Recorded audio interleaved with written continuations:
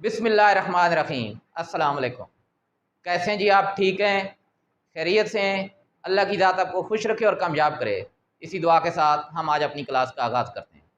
बेटा हमारा आज का टॉपिक है electrophilic substitution reaction of benzene. पहले तो ये जो दो वर्ड हैं इलेक्ट्रोफिलिक और सब्स्टिट्यूशन, इनको ज़रा कंसिडर करते हैं। इलेक्ट्रोफिलिक ये दो वर्ड से बना है। एक है इलेक्ट्रो मीन इलेक्ट्रॉन, और दूसरा है फिलिक। फिलिक होता है लविंग, लव करने वाला। क्या मतलब? किस चीज़ से लव करने वाला? इलेक्ट्रॉन से लव करने वाला, इलेक्ट्रॉन को अट्रैक्ट करने वाला। तो बेटा इलेक्ट्रॉन को अट्रैक्ट करने वाली चीज़ को, इलेक्ट्रॉन को अट्रैक्ट करने वाले स्पीशी को इलेक्ट्रोफाइल कहते हैं। आप बता सकते हैं इलेक्ट्रोफाइल की खास खूबी क्या होगी? बेटा इलेक्ट्रोफाइल पर कौन सा चार्ज होगा? इलेक्ट्रोफाइल पे लाजमी सी बात है पॉजिटिव चार्ज होना चाहिए। क्यों पॉजिटिव चार्ज होना चाहिए? क्योंकि इलेक्ट्रॉन पर कौन सा चार्ज होता है? नेगेटिव। तो इलेक्ट्रॉन को अट्रैक्ट कौन सी चीज़ करेगी? जिस पर पॉजिटिव चार्ज होगा। तो इलेक्ट्रोफाइल पर लाजमी तौर पर पॉजिटिव चार्ज होना चाहिए। दूसरा वर्ड है सब्स्टिट्यूशन। सब्स्टिट्यूशन का क्या मतलब होता है?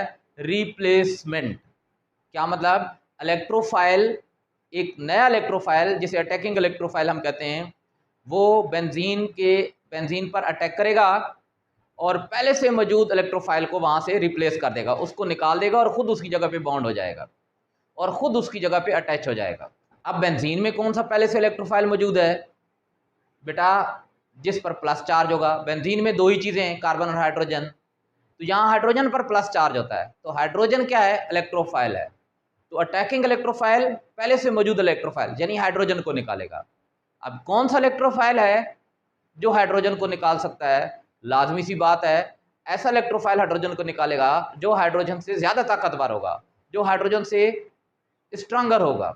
देखिए ना, जब स्टूडेंट नए नए स्कूल से कॉलेज आते हैं तो उनको एक अलग तरह का एनवायरनमेंट मिलता है।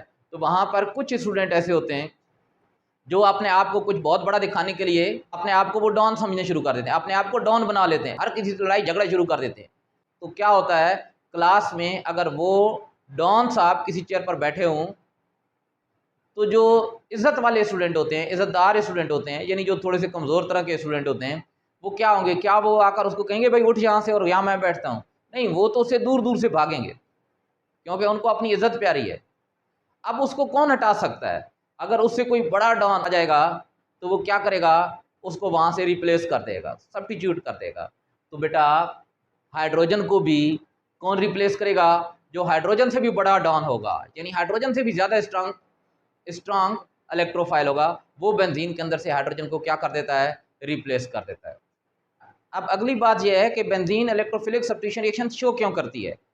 बेटा बेंजीन में पाई इलेक्ट्रॉन का क्लाउड मौजूद होता है।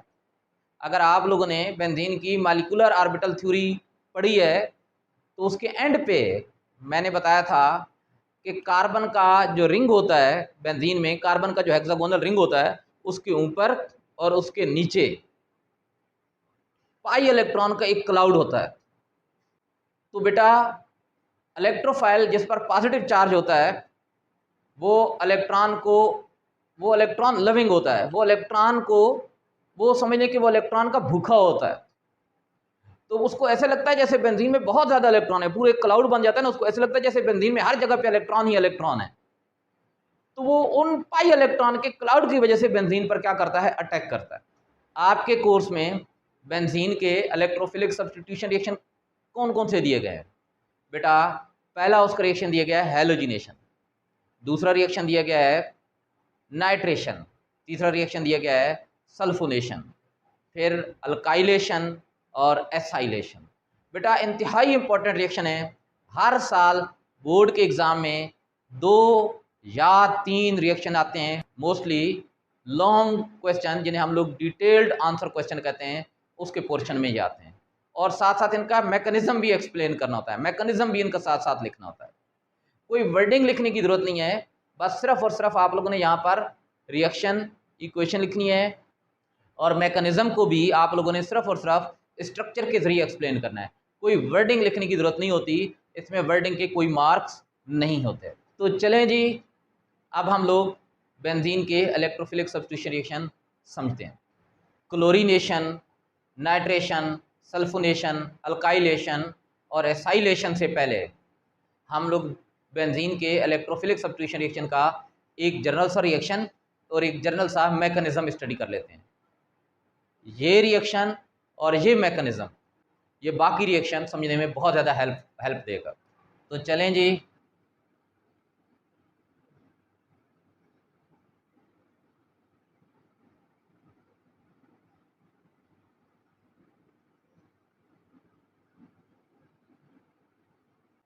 ये बेटा मैंने आपके सामने कौन सी चीज़ बनाई है? बेंजीन।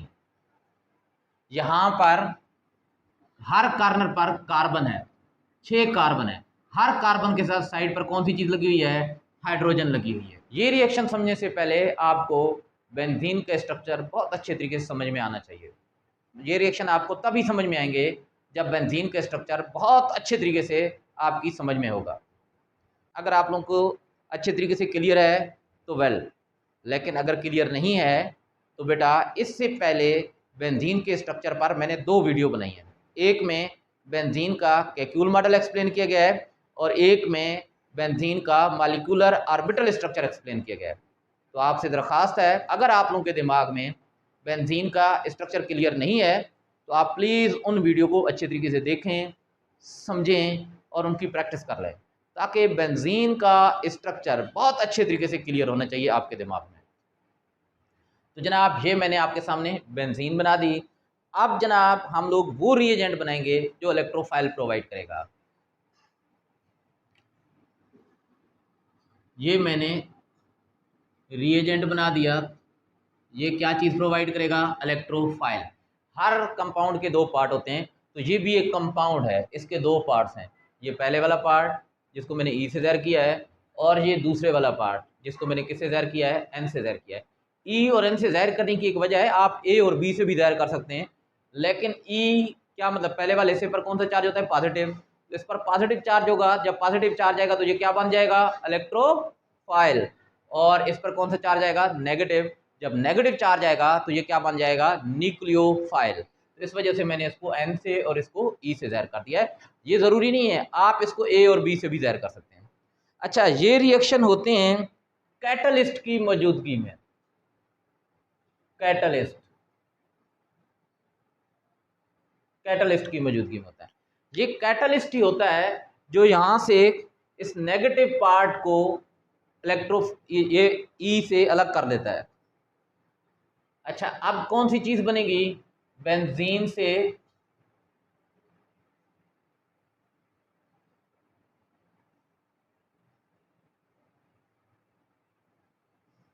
किसी एक जगह से किसी एक जगह से हाइड्रोजन हटेगा और उस हाइड्रोजन, जहां देखे ना 6 जगहों पर हाइड्रोजन, यहाँ भी हाइड्रोजन है, यहाँ पर भी, यहाँ पर भी, यहाँ पर भी, यहाँ पर भी, तो किसी एक जगह से ये इलेक्ट्रोफाइल हाइड्रोजन को हटा देगा और उसकी जगह पे खुद ऐड हो जाएगा। तो मैं इसको यहाँ पर इलेक्ट्रोफाइल को ऐड करवा देता हूँ और जो हाइड्रोजन हटेगा, हाइड्रोजन पर भी प्लस चार्ज होगा, तो वो इस नेगेटिव एन के साथ मोस्टली अटैच हो जाता है, एच एन बना देगा।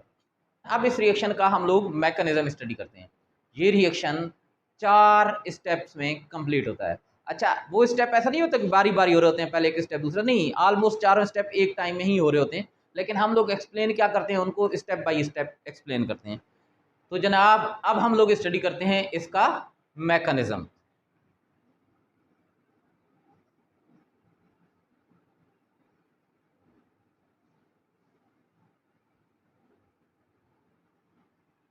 जी, तो अभी मैंने क्या बताया था कि ये कितने स्टेप में कंप्लीट होता है? 4 स्टेप में।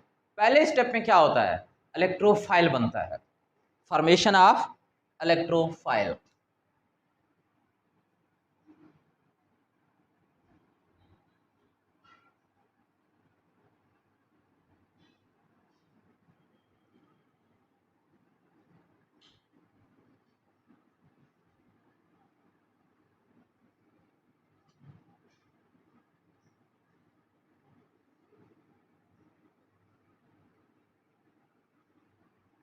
फॉर्मेशन ऑफ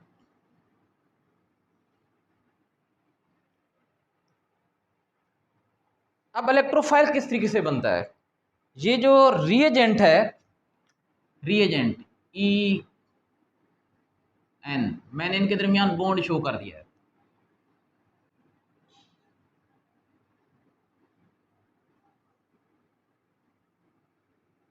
कैटलिस्ट इसके साथ रिएक्ट करता है। मोस्टली जो कैटलिस्ट इस्तेमाल होते हैं वो ऐसी स्पीशीज होती हैं जो इलेक्ट्रॉन को अपनी तरफ अट्रैक्ट करती हैं। तो बेटा ये जो नेगेटिव पार्ट होता है इसके पास मोस्टली इलेक्ट्रॉन पेयर होते हैं, ये लोन पेयर होते हैं इसके पास। तो कैटलिस्ट को इलेक्ट्रॉन पेयर चाहिए होते हैं। तो जनाब ये कैटलिस्ट यहां से इलेक्ट्रॉन पेयर को अपनी तरफ अट्रैक्ट करता है। जब ये इलेक्ट्रॉन जब इसकी तरफ जाते हैं तो बेटा होता ये है कि ये जो एन है ये भी इलेक्ट्रॉन के साथ साथ खींचा चला जाता है इसकी जानिब। और चूंकि अब ये अपने इलेक्ट्रॉन इसको प्रोवाइड कर रहा है तो इसके पास 2 इलेक्ट्रॉन की क्या हो रही है, कमी हो रही है। तो ये क्या करता है कि यहां से इलेक्ट्रॉन अपनी तरफ खींच लेता है। तो आप जरा देखें, ये वाला बॉन्ड टूट जाएगा, ये ई अलग हो जाएगा, एन अलग हो जाएगा। लेकिन किस तरीके से? यहां 2 इलेक्ट्रॉन थे, एक कोवलेंट बॉन्ड का क्या मतलब है, 2 इलेक्ट्रॉन। उन 2 इलेक्ट्रॉन में से एक इस एन का था, एक ई का था, तो दोनों इलेक्ट्रॉन इस पर चले गए। क्या मतलब इस पर कितने इलेक्ट्रॉन ज्यादा हो गए, 1 इलेक्ट्रॉन ज्यादा हो गया, 1 इलेक्ट्रॉन। क्यों 1 इलेक्ट्रॉन ज्यादा हुआ? जरा देखें, यहां पर 2 इलेक्ट्रॉन थे ना, उनमें से 1 इलेक्ट्रॉन तो इसका अपना था, वो तो इसको मिल गया, लेकिन इसको फालतू इलेक्ट्रॉन कौन सा मिला, जो ई का इलेक्ट्रॉन था वो भी इसको मिल गया। तो जनाब आपके पास ये चीज बन जाती है, ई पर कौन सा चार्ज आ जाता है, प्लस चार्ज, क्योंकि इसका इलेक्ट्रॉन इसने छीन लिया।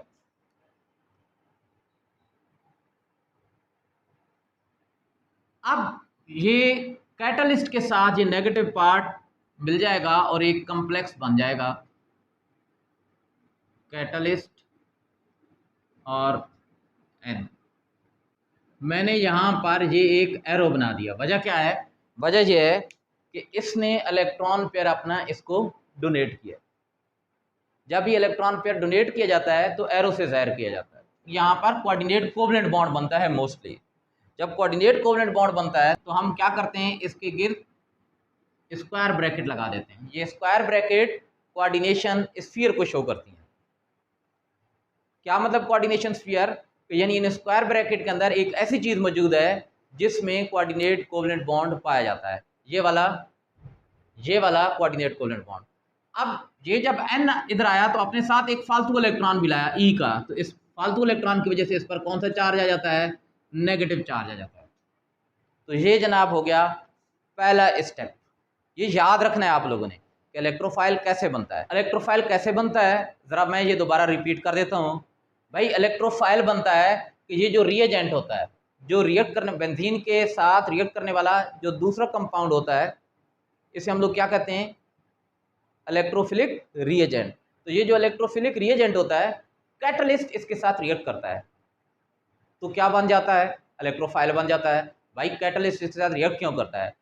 यहाँ पर वो कैटलिस्ट इस्तेमाल होता है जिसको मोस्टली इलेक्ट्रॉन पेयर की जरूरत होती है, जो इलेक्ट्रॉन पेयर को अपनी तरफ अट्रैक्ट करता है। और ये जो रिएजेंट होता है, इसका ये जो सेकंड पार्ट है जिसको यहाँ पर हम लोगों ने एन से ज़ाहिर किया है, उसके पास मोस्टली लोन पेयर होते हैं, इलेक्ट्रॉन पेयर होते हैं जो बॉन्ड में इस्तेमाल नहीं होते, फालतू होते हैं। तो ये कैटलिस्ट क्या करता है, इसके लोन पेयर को अपनी तरफ खींचता है, अट्रैक्ट करता है। तो ये जो एन है ये कहता है कि भाई मेरा इन लोन पेयर के बगैर गुजारा नहीं है, तो ये भी जनाब इसकी तरफ खींचा चला जाता है। क्यों? अपने लोन पेयर की वजह से। ये खींच रहा है सिर्फ लोन पेयर को, और लोन पेयर, और ये एन लोन पेयर को छोड़ नहीं सकता, तो ये भी लोन पेयर के साथ साथ जा रहा है। अच्छा, ये एन जब अपना लोन पेयर इसको दे रहा है तो इसके पास लोन पेयर की क्या, इसके पास इलेक्ट्रॉन की क्या हो रही है, कमी। तो इस कमी को ये कैसे पूरे करता है, ये जनाब यहाँ से इलेक्ट्रॉन को, ये जो बॉन्ड बनाने वाले इलेक्ट्रॉन थे 2, यहाँ बॉन्ड का क्या मतलब है, 2 इलेक्ट्रॉन थे, ये इन 2 इलेक्ट्रॉन को अपनी तरफ खींच लेता है। तो ये 2 इलेक्ट्रॉन यहाँ शिफ्ट हो गए। ये देखिए मैंने एरो यहाँ पर शो किया, ये एरो जो है इलेक्ट्रॉन मूवमेंट को शो करते हैं। यहाँ से एरो कैटलिस्ट की तरफ जा रहे हैं, तो निशान कहाँ से बनाया, इलेक्ट्रॉन से कैटलिस्ट की तरफ। ये वाले इलेक्ट्रॉन जो बॉन्ड वाले इलेक्ट्रॉन थे, ये यहाँ एन पर जा रहे हैं, तो बॉन्ड से एरो कहाँ चला गया, एन पर चला गया। तो अब जनाब इसका यहाँ पर 2 इलेक्ट्रॉन थे, एक एन का और एक ई का, तो ये दोनों इलेक्ट्रॉन यहाँ चले गए, क्या मतलब ई का इलेक्ट्रॉन भी यहाँ चला गया, तो इस पर एक इलेक्ट्रॉन जो ई वाला है वो ज्यादा हो गया, तो इस पर कौन सा चार्ज आ जाएगा, नेगेटिव, और इसका इलेक्ट्रॉन इसने ले लिया तो इस पर कौन सा चार्ज आ जाएगा, प्लस चार्ज आ जाएगा, तो इलेक्ट्रोफाइल बन गया। तो ये चीज जो है ना भाई, ये चीज कहलाती है इलेक्ट्रोफाइल।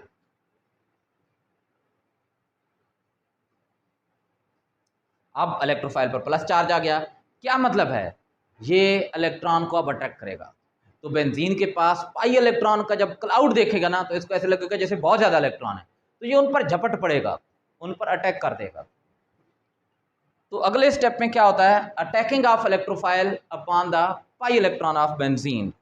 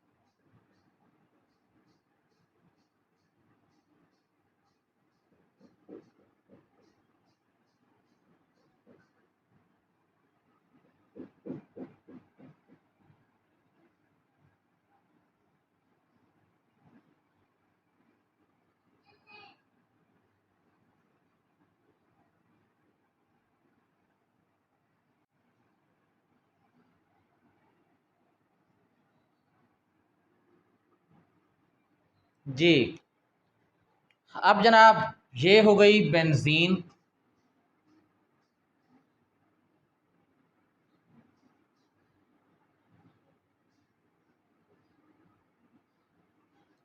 और ये हो गया इलेक्ट्रोफाइल। अब ये इलेक्ट्रोफाइल इसके पाई इलेक्ट्रॉन पर, ये जो पाई इलेक्ट्रॉन है इन पर अटैक करेगा। कैसे अटैक करेगा, बंदूक के जरिए ना, हाँ भाई बंदूक के जरिए नहीं, क्या मतलब अपने पॉजिटिव चार्ज की वजह से इस पर अटैक करेगा। अब किसी भी पाई इलेक्ट्रॉन पर हम इसको अटैक करवा देते हैं, तो ज़रा देखें जनाब, मैं यहाँ से इस पाई इलेक्ट्रॉन पर इसका अटैक शो करवा रहा हूँ,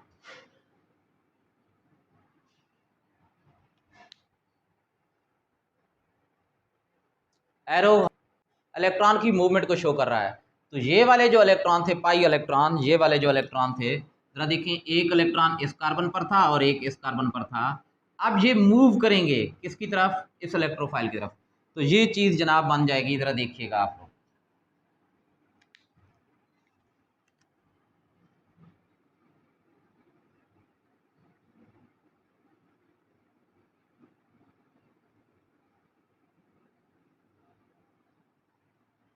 ये वाला पाई बॉन्ड अपनी जगह पर मौजूद है, ये वाला अपनी जगह पर मौजूद है, यहाँ पर पहले से एक चीज मौजूद थी, कौन सी चीज, हाइड्रोजन।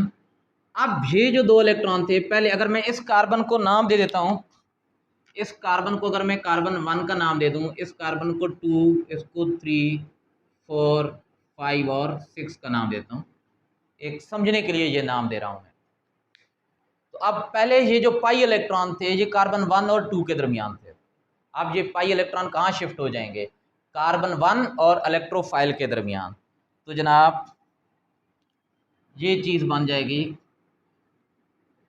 इलेक्ट्रोफाइल यहाँ पर अटैच हो जाएगा। अब इलेक्ट्रोफाइल का पॉजिटिव चार्ज खत्म हो जाएगा, क्यों, पॉजिटिव चार्ज आया क्यों था, क्योंकि इसका जो यहाँ पर एक इलेक्ट्रॉन था, यहाँ पर 2 इलेक्ट्रॉन थे, एक इसका था और एक इसका था, तो इसका जो यहाँ पर इलेक्ट्रॉन था वो एन पर चला गया, तो इसने अपना एक इलेक्ट्रॉन लूज किया था, इस वजह से इस पर प्लस चार्ज आ गया। अब जरा देखें, इसको इलेक्ट्रॉन मिल गया है, ये इलेक्ट्रॉन जो पहले 1 और 2 के दरमियान था, अब 1 और किसके दरमियान आ जाएगा, ई के दरमियान आ जाएगा, तो अब इसको इलेक्ट्रॉन मिल गया है। एक तो जब भी मैं क्लास शुरू करता हूँ तो बेगम साहिबा बर्तन खटखटाना शुरू कर देती हैं, हाँ? तो भाई स्टूडेंट तो यही समझेंगे ना कि सर को शायद घर में बर्तन भी धोने होते हैं। बेटा ऐसी कोई बात नहीं है, घर में माशाल्लाह हमारी बहुत इज्जत है, बरकत में मिन्नत समाजत करूँगा बेगम की, वो भी भाई स्ट्रांग इलेक्ट्रोफाइल है ना, अपने से ताकतवर हो तो कैसे बात मानेंगे, लेकिन मेहनत करना पड़ेगी। अच्छा तो चलें जी, अब जरा देखें, अब बताएं प्लस चार्ज किस पर आ गया है। बेटा प्लस चार्ज किस चीज पर आया है, जरा देखिए इलेक्ट्रॉन किससे दूर हुए हैं। अब कार्बन 2 से इलेक्ट्रॉन दूर हो गया, पहले कार्बन 1 और 2 पर था, अब कार्बन ये 1 है ना, जिसको यहाँ पर 1 से इधर के था, ये वही कार्बन है 1, अब 1 और ई के दरमियान आ गया, 1 से दूर नहीं हुआ, पहले 1 के साइड पर था, अब इस साइड पर आ गया, 1 से दूर नहीं हुआ। किस इलेक्ट्रॉन दूर हो गया है, कार्बन 2 से, तो इस पर अब आ गया है प्लस चार्ज, प्लस चार्ज आ गया है इस पर। बेटा ये जो स्ट्रक्चर बना है इसे कहते हैं एरिनियम आयन, या इसे सिग्मा कम्प्लेक्स भी कहते हैं। क्या कहते हैं, सिग्मा कम्प्लेक्स भी कहते हैं, एरिनियम आयन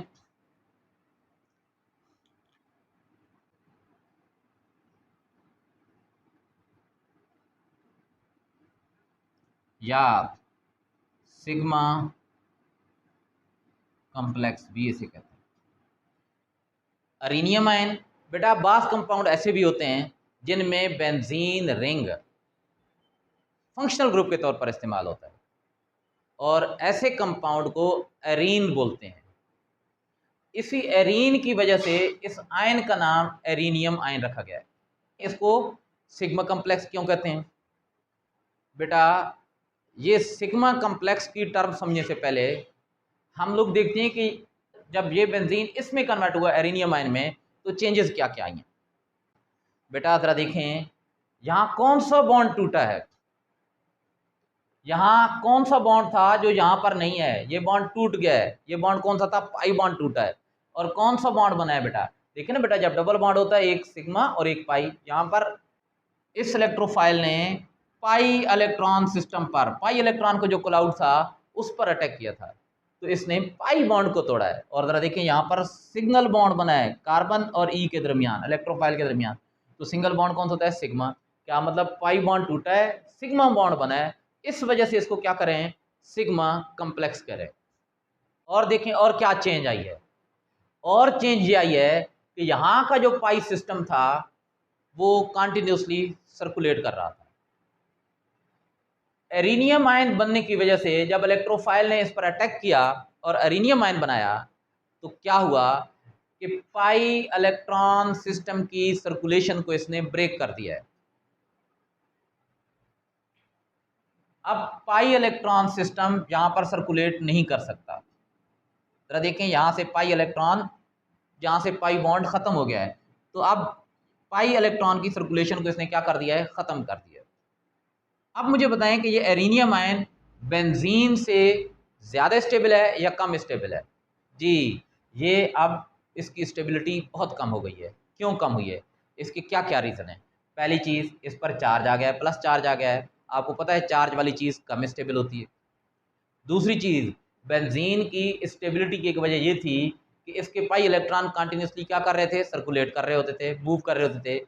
अब यहाँ पर पाई इलेक्ट्रॉन सिस्टम की सर्कुलेशन क्या हो गई है, ब्रेक हो गई है, तो इस वजह से भी ये क्या हो गया है, लेस स्टेबल हो गया है। और एक और बात बता सकते हैं, यहाँ पर हर कार्बन में हाइब्रिडाइजेशन कौन सी है, कैसे पता चलता है हाइब्रिडाइजेशन का, सिग्मा बॉन्ड की तादाद की बेस पर। तो ज़रा देखें, हर कार्बन को देख लें, इस कार्बन को देखें, एक सिग्मा बॉन्ड ये, एक सिग्मा बॉन्ड ये बना रहा है, ये एक तो पाई है ना, एक सिग्मा बॉन्ड, और एक सिग्मा बॉन्ड हाइड्रोजन के साथ बना रहा था, जहाँ हाइड्रोजन भी थी। कितने सिग्मा थे, 3 सिग्मा, 3 सिग्मा तो कौन सी हाइब्रिडाइजेशन होती है, sp2। तो बेंजीन के हर कार्बन में sp2 हाइब्रिडाइजेशन थी, लेकिन यहाँ पर चेंज हो गई है। ज़रा देखें कौन सी हाइब्रिडाइजेशन चेंज हो गई, इस कार्बन को ज़रा देखें, ये कितने सिग्मा बॉन्ड बना रहा है, 4, 1 2 3 और 4 सिग्मा। अब ये भी सिग्मा बॉन्ड बन गया, सारे सिंगल बॉन्ड है, तो 4 सिग्मा क्या मतलब sp3 हाइब्रिडाइजेशन। तो हाइब्रिडाइजेशन भी चेंज हो गई है, sp2 से sp3। हाइब्रिडाइजेशन कैसे चेंज हुई, क्योंकि पाई बॉन्ड किस में कन्वर्ट हो गया, सिग्मा में। पाई बॉन्ड सिग्मा में कन्वर्ट हुआ तो पाई इलेक्ट्रॉन का, पाई इलेक्ट्रॉन सिस्टम की जो सर्कुलेशन थी वो क्या हो गई, ब्रेक हो गई, ये क्या हो गया, अनस्टेबल हो गया। जी, क्या क्या चेंजेस आई हैं, नंबर 1 पाई बॉन्ड टूटा है, सिग्मा बॉन्ड बना है। नंबर 2 एक जगह पे कार्बन की हाइब्रिडाइजेशन sp2 से sp3 हो गई है। और नंबर 3, पाई इलेक्ट्रॉन की जो सर्कुलेशन थी वो ब्रेक हो गई। इन 3 वजह से ये क्या हो गया है, अनस्टेबल हो गया। अच्छा, अब ये अपने आप को कैसे स्टेबल करेगा, ये क्या काम करेगा कि ये जो हाइड्रोजन वाले इलेक्ट्रॉन इनको अपनी तरफ खींच लेगा, लेकिन ये हम अगले स्टेप में पढ़ेंगे। यहाँ पर एक और चीज बेटा, अब इस स्ट्रक्चर में आगे क्या चेंज आती है इसको जरा देखते हैं। ये वाला पॉजिटिव चार्ज इन इलेक्ट्रॉन को अपनी तरफ अट्रैक्ट करेगा। ये जो पाई इलेक्ट्रॉन है, एक यहाँ पर और एक यहाँ पर, अब ये पाई बॉन्ड यहाँ पर शिफ्ट हो जाएगा। कौन से कार्बन, पहले कौन से कार्बन 3 और 4 के, ये 3 और 4 के दरमियान था, अब कहाँ पर 2 और 3 के दरमियान यहाँ शिफ्ट हो जाएगा, यानी ये वाला स्ट्रक्चर बन जाएगा।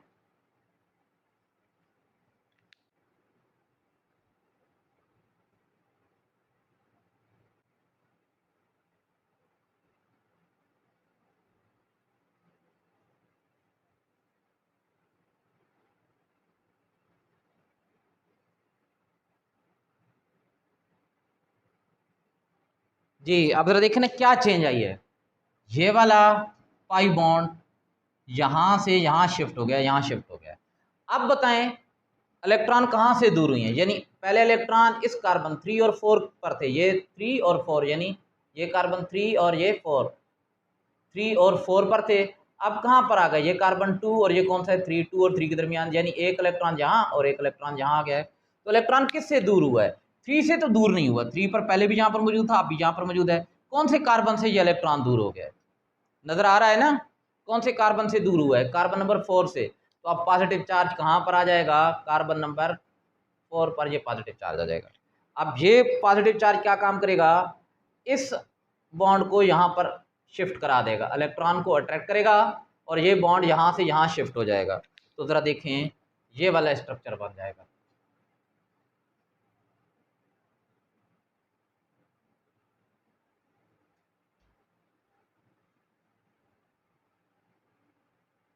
ये बॉन्ड अपनी जगह पर मौजूद है, ये वाला बॉन्ड यहाँ शिफ्ट हो गया है।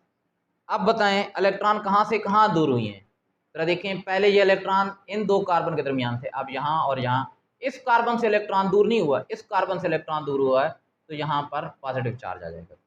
बेटा ये डबल एरो शो कर रहा है कि ये वाला स्ट्रक्चर इसमें कन्वर्ट हो रहा है, ये इसमें कन्वर्ट हो रहा है, और ये वाला स्ट्रक्चर इसमें और ये वाला इसमें कन्वर्ट हो रहा है। ये कहलाते हैं एक दूसरे के रेजोनेंस स्ट्रक्चर। और रेजोनेंस थोड़ा सा एरिनियम आयन को स्टेबल करने की कोशिश करती है। रेजोनेंस स्ट्रक्चर के गिर्द हम लोग स्क्वायर ब्रैकेट बना देते हैं, ये वाली स्क्वायर ब्रैकेट बना दी जाती है। रेजोनेंस स्ट्रक्चर का एक हाइब्रिड स्ट्रक्चर भी होता है, वो जरा देखें, मैं यहाँ पर बना देता हूँ। ये हाइब्रिड स्ट्रक्चर होता है रेजोनेंस का, इन तीनों का हाइब्रिड स्ट्रक्चर।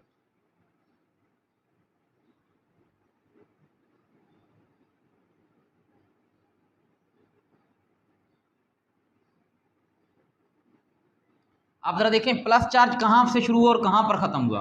प्लस चार्ज इस कार्बन से शुरू हुआ, यहाँ से इस कार्बन से शुरू हुआ, फिर यहाँ पर गया, फिर यहाँ पर गया। तो अब ये जो पाई सिस्टम है वो सिर्फ और सिर्फ कहाँ तक सर्कुलेट करेगा, जरा देखें। यहाँ से इस कार्बन से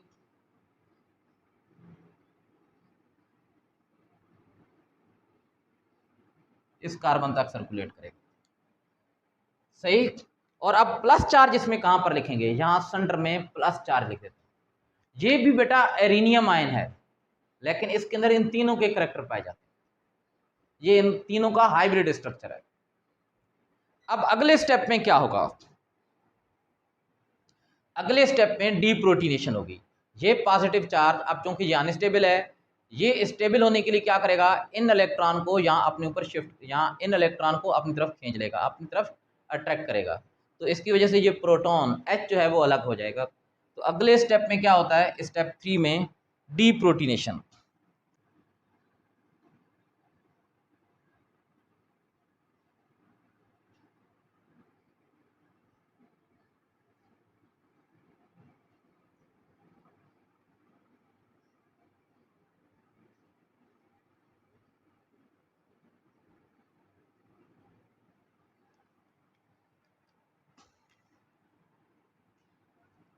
बेटा मैं ये वाला स्ट्रक्चर बना रहा हूँ, ये वाला स्ट्रक्चर, कोई भी आप इनमें से स्ट्रक्चर बना लें, लेकिन ये वाला मैं स्ट्रक्चर बना रहा हूँ आखिर वाला।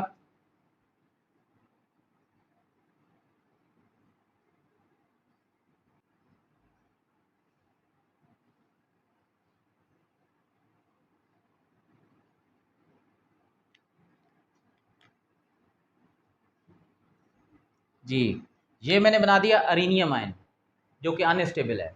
क्यों अनस्टेबल है? Number 1 positive charge, number 2 breaking off circulation of pi electron system, number 3 change in hybridisation. कौन सी? यहाँ हाइब्रिडाइजेशन हर कार्बन में कितनी होती है बेंजीन की? sp2, लेकिन यहाँ पर इस कार्बन में कौन सी हो गई? sp3 हाइब्रिडाइजेशन हो गई। इन 3 रीजन की वजह से ये क्या हो गया? अनस्टेबल हो गया। अब जरा देखें ये दोबारा अपने आप को कैसे स्टेबल करेगा। ये वाला प्लस चार्ज इन इलेक्ट्रॉन को अपनी तरफ अट्रैक्ट करेगा, तो ये इलेक्ट्रॉन पेयर जो यहाँ पर कार्बन और हाइड्रोजन के दरमियान थे, अब इस कार्बन और इस कार्बन के दरमियान शिफ्ट हो जाएंगे। तो ज़रा देखें अब क्या होगा। ये 2 इलेक्ट्रॉन किसके थे? एक इस हाइड्रोजन का और एक इस कार्बन का था। अब ये दोनों इलेक्ट्रॉन यहाँ पर शिफ्ट हो जाएंगे। क्या मतलब? हाइड्रोजन का इलेक्ट्रॉन भी हाइड्रोजन को छोड़कर यहाँ पर चला जाएगा। तो जब हाइड्रोजन जब अपना इलेक्ट्रॉन लूज कर देगा तो हाइड्रोजन पर प्लस चार्ज आ जाएगा, और जब बेटा हाइड्रोजन पर प्लस चार्ज आ जाता है तो हम उस हाइड्रोजन को क्या कहते हैं? H+ को क्या कहते हैं? प्रोटॉन। तो चूंकि यहाँ से प्रोटॉन अलग हो रहा है तो इस वजह से इस स्टेप का क्या नाम दिया गया? डीप्रोटीनेशन नाम दिया गया। तो जनाब अब ये स्ट्रक्चर बन जाएगा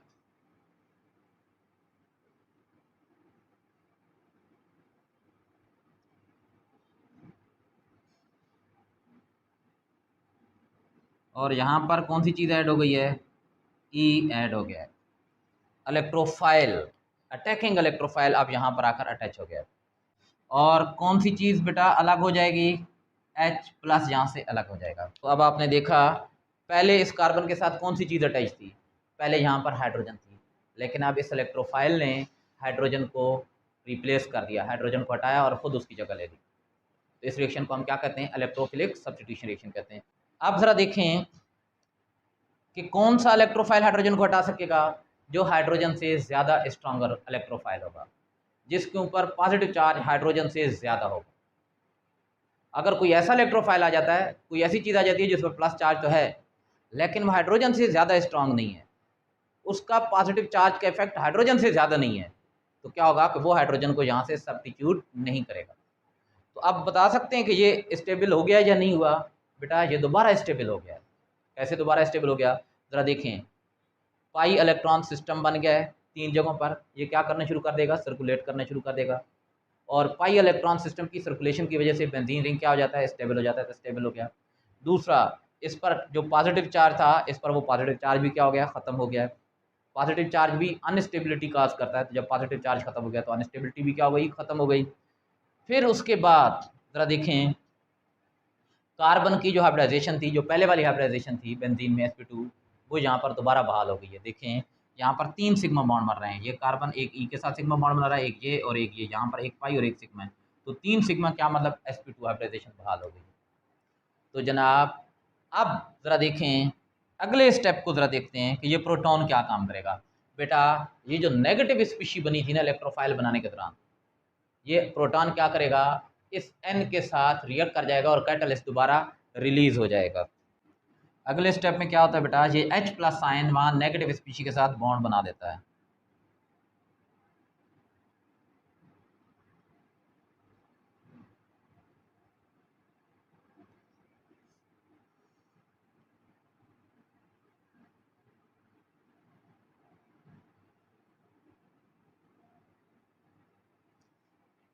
ये जनाब H+ आयन है।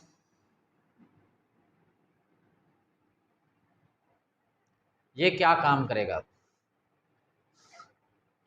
नेगेटिव स्पीशी किसके अंदर है? इस कॉम्प्लेक्स के अंदर है। तो क्या करेगा? ये जो कैटलिस्ट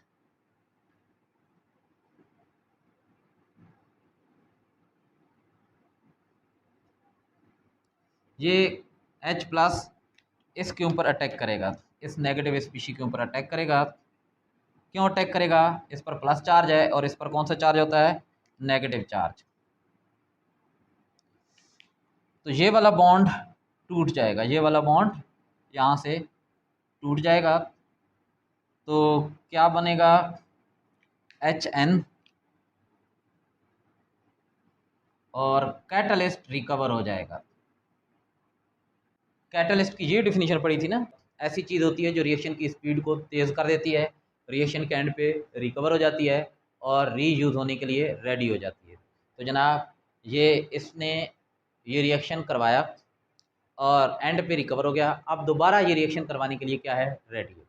तो ये जनाब इसका हो गया मैकेनिज्म। अच्छा, ये जनरल रिएक्शन शायद थोड़ा सा आपको मुश्किल लगा हो, लेकिन इंशाल्लाह जब हम लोग आगे थोड़ा सा पढ़ेंगे तो ये आपको आसान लगना शुरू हो जाएगा। उसकी वजह क्या है, क्योंकि इसके बाद इससे ज़्यादा मुश्किल चीज़ें आ जाएंगी।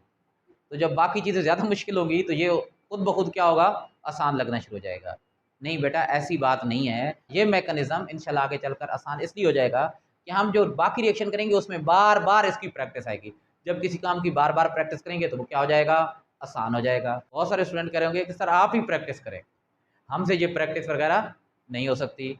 तो चलें जी, अब पहला रिएक्शन पढ़ते हैं, कौन सा, हैलोजिनेशन। तो बेटा हैलोजिनेशन क्या मतलब, क्लोरीनेशन या ब्रोमिनेशन।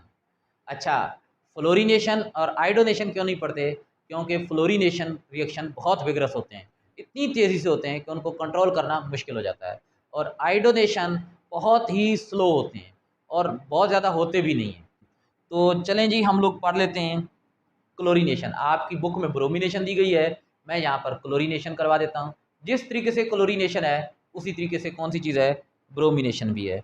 तो पहले हम लोग ये रिएक्शन कर लेते हैं।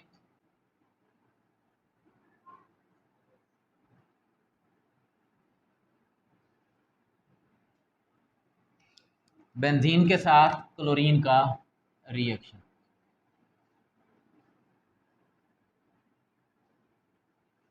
ये हो गई जनाब बेंजीन, इसके साथ क्लोरीन Cl2। बेटा यहाँ पर जो कैटलिस्ट इस्तेमाल होता है वो होता है लीविस एसिड, FeCl3। ये लीविस एसिड है।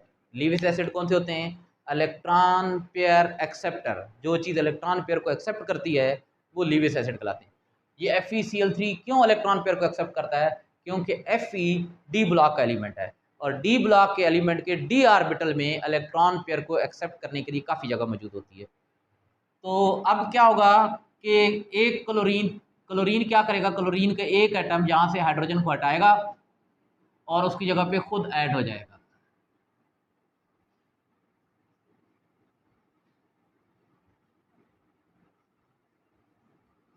यहाँ पर कौन सी चीज़, Cl, और जो H हटा है वो यहाँ पर एक Cl, दो Cl थे ना, एक Cl तो बेंजीन के साथ ऐड हो गया और एक Cl बच गया, तो जो जहाँ से H हटेगा वो इसके साथ क्या बना देगा, HCl बना देगा।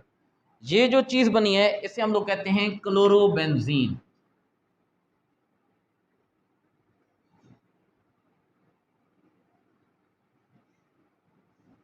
क्लोरोबेंजीन। अब हम लोग इसका मैकेनिज्म पढ़ते हैं।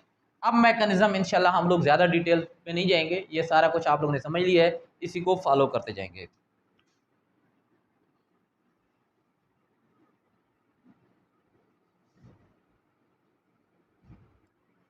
तो पहले स्टेप में क्या बनेगा, इलेक्ट्रोफाइल। यहाँ पर इलेक्ट्रोफाइल कौन सा होगा, Cl पर प्लस चार्ज आ जाएगा, Cl पर प्लस चार्ज, इसे क्या कहते हैं, क्लोरीनियम आयन।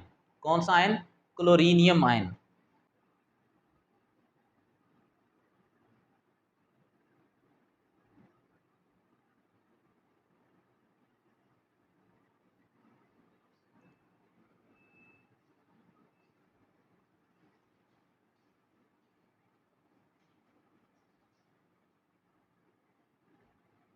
कौन सा इलेक्ट्रोफाइल बनेगा, Cl प्लस, ये इलेक्ट्रोफाइल बनेगा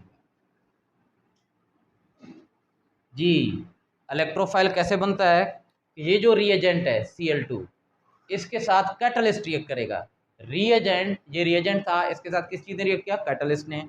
तो जनाब इलेक्ट्रोफाइल बन जाएगा। ज़रा देखें, ये Cl है, ये Cl के दरमियान बॉन्ड बना दिया, ये Cl2 में दिखती है। आप ज़रा देखें कौन सी चीज़ है, FeCl3। क्लोरीन के पास 3 लोन पेयर होते हैं, तो हम एक ही लोन पेयर बना देते हैं। इस लोन पेयर को अट्रैक्ट करेगा Fe। जब Fe अट्रैक्ट करेगा तो Cl अपने लोन पेयर के साथ यहाँ पर शिफ्ट हो जाएगा, लेकिन Cl चूंकि अपने लोन पेयर यहाँ दे रहा है, Cl के पास इलेक्ट्रॉन की कमी हो रही है, तो Cl क्या करेगा, इन इलेक्ट्रॉन को अपनी तरफ खींच देगा। तो अब यहाँ पर दो इलेक्ट्रॉन थे, एक इलेक्ट्रॉन इस Cl का, एक इस Cl का था, लेकिन इस क्लोरीन ने अब दोनों इलेक्ट्रॉन अपनी तरफ अट्रैक्ट कर लिए। तो क्या होगा, इस क्लोरीन पर नेगेटिव चार्ज, इस पर कौन सा चार्ज आ जाएगा, पॉजिटिव चार्ज आ जाएगा। तो ये चीज जनाब बन जाएगी Cl प्लस प्लस FeCl3 था पहले, लेकिन अब इसके साथ एक Cl और भी ऐड हो गया, तो क्या बन जाएगा FeCl4। और ये क्लोरीन अपने साथ नेगेटिव चार्ज भी लाया है, तो हम क्या स्क्वायर ब्रैकेट लिखेंगे और इसके बाहर क्या लिख देंगे, नेगेटिव चार्ज लिखेंगे। तो जनाब ये चीज बन गई है इलेक्ट्रोफाइल। अब अगले स्टेप में क्या करेगा, ये इलेक्ट्रोफाइल बेंजीन के पाई इलेक्ट्रॉन पर, पाई सिस्टम पर अटैक करेगा, attacking of electrophile upon the pi electron of benzene.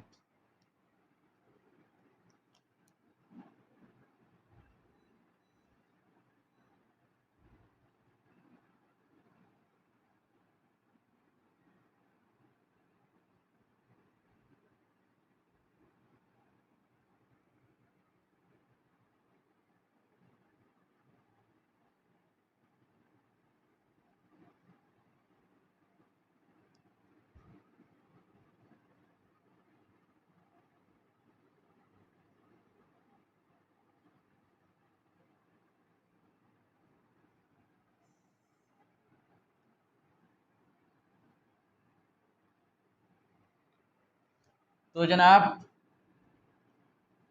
ये बेंजीन, ये इसके पाई इलेक्ट्रॉन सिस्टम, और ये हो गया इलेक्ट्रोफाइल क्लोरीनियम आयन। अब ये क्या करेगा, पाई इलेक्ट्रॉन पर अटैक करेगा, तो ये वाले पाई इलेक्ट्रॉन इस कार्बन और क्लोरीन के दरमियान शिफ्ट हो जाएंगे। अब जरा देखें, ये वाले इलेक्ट्रॉन थे पाई इलेक्ट्रॉन, ये दो डॉट जो नजर आ रहे हैं। अच्छा, तो अब जरा देखें, इस कार्बन को मैं कार्बन 1 2 3 4 5 और 6 का नाम दे देता हूँ। अब क्या होगा कि ये वाले जो पाई इलेक्ट्रॉन थे जो कार्बन 1 और 2 के दरमियान थे, पाई इलेक्ट्रॉन थे जो कार्बन 1 और 2 के दरमियान पाई बॉन्ड बना रहे थे, अब ये कार्बन 1 और Cl के दरमियान आ जाएंगे।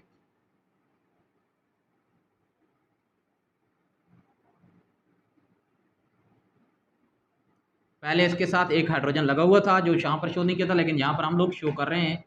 और यहाँ पर कौन सी चीज़, Cl। देखें कि ये बॉन्ड कैसे बना है, दो इलेक्ट्रॉन की वजह से। ये दो इलेक्ट्रॉन कहाँ से आए, ये दो इलेक्ट्रॉन ये पाई वाले इलेक्ट्रॉन है जो कार्बन 1, अब कार्बन 1 और Cl के दरमियान आ गए। ये वाला पाई इलेक्ट्रॉन अपनी जगह पर रहेगा, ये वाला पाई इलेक्ट्रॉन अपनी जगह पर रहेगा, लेकिन अब कार्बन 2 से इलेक्ट्रॉन दूर हो गया है, तो कार्बन 2 पर क्या हो जाएगा, प्लस चार्ज आ जाएगा। ये बेटा बन गया है एरिनियम आयन बन गया है। ये अनस्टेबल है, क्या है, अनस्टेबल है।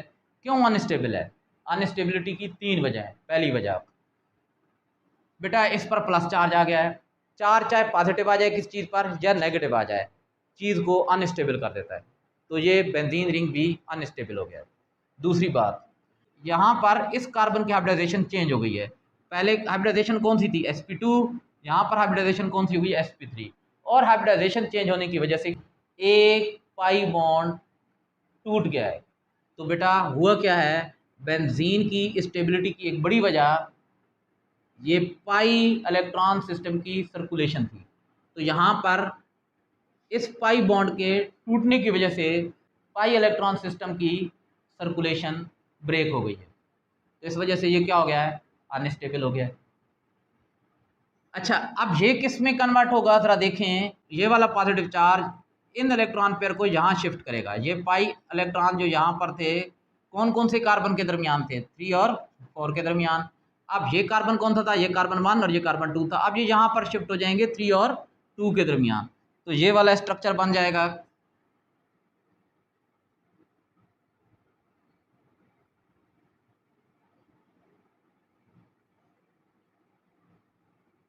ये बॉन्ड अपनी जगह पर मौजूद है।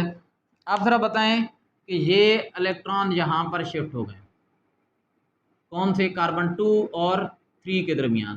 तो अब किससे इलेक्ट्रॉन दूर हुआ है, 3 से दूर नहीं हुआ, पहले भी यहाँ पर 3 पर मौजूद था, अभी किससे, ये 4 कार्बन से दूर हो गया है। तो जिस कार्बन से दूर हुआ है, जिस चीज़ से इलेक्ट्रॉन दूर हो जाता है उस पर कौन सा चार्ज आता है, पॉजिटिव। क्यों, इलेक्ट्रॉन पर नेगेटिव होता है, तो नेगेटिव दूर हो गया तो क्या मतलब कौन सा चार्ज डोमिनेट हो जाएगा, पॉजिटिव चार्ज। अच्छा, अब ये किस में कन्वर्ट हो जाएगा, जरा देखें, ये वाला पॉजिटिव चार्ज इस इलेक्ट्रॉन सिस्टम को अपनी तरफ अट्रैक्ट करेगा, अपनी तरफ। तो अब जरा देखें, ये स्ट्रक्चर बनेगा,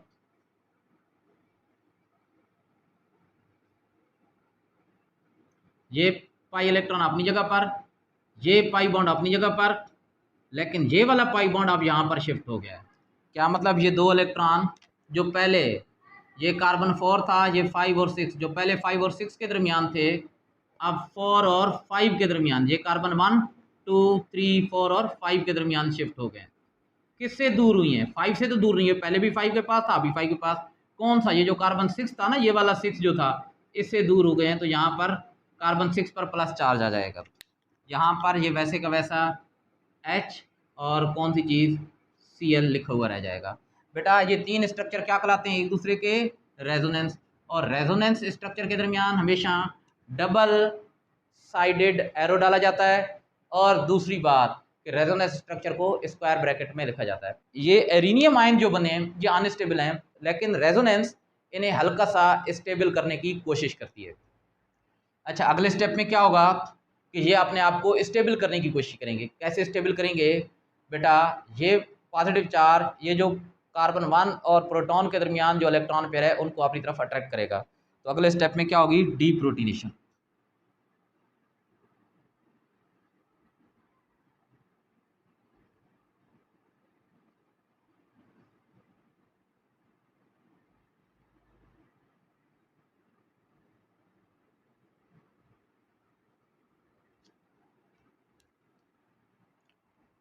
मैं ये लास्ट वाला स्ट्रक्चर बना रहा हूं।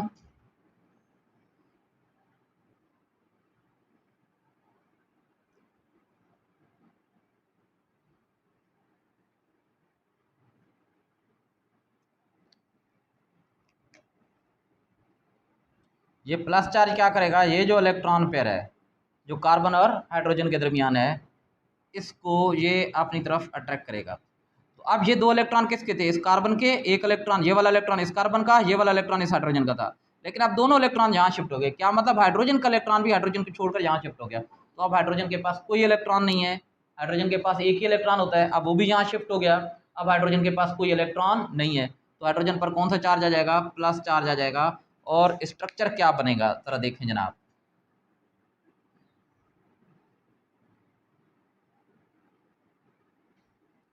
अब H तो हट गया, यहाँ पर सिर्फ कौन सी चीज़ रह गई, Cl।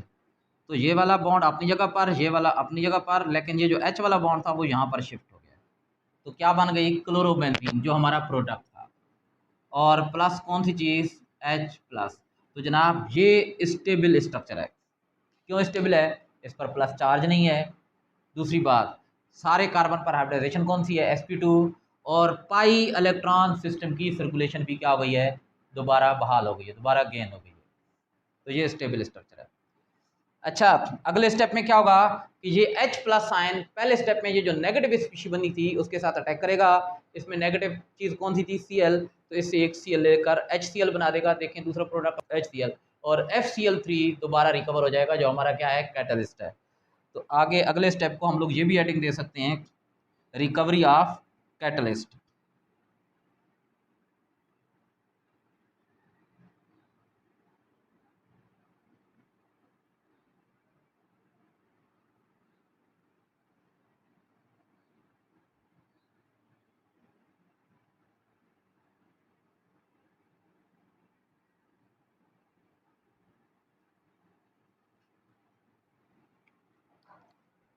H प्लस साइन क्या काम करेगा, पहले स्टेप में ये जो नेगेटिव स्पीशी बनी है FeCl4, इसके इस नेगेटिव पार्ट पर अटैक करेगा, तो इसके इलेक्ट्रॉन को अपनी तरफ अट्रैक्ट करने की कोशिश करेगा। तो क्या बन जाएगा, ये H यहाँ से Cl लेगा, HCl, और बेटा आपके पास क्या बन जाएगा, FeCl3। क्या मतलब, कैटलिस्ट, ये कैटलिस्ट है FeCl3, दोबारा क्या हो गया है, रिकवर हो गया। तो ये जनाब था क्लोरीनेशन। आज के लिए इतना ही। अगली क्लास में हम दोबारा इलेक्ट्रोफिलिक सब्स्टिट्यूशन रिएक्शन पढ़ेंगे, लेकिन कौन से, बेंजीन की नाइट्रेशन और सल्फोनेशन। अल्लाह हाफिज़।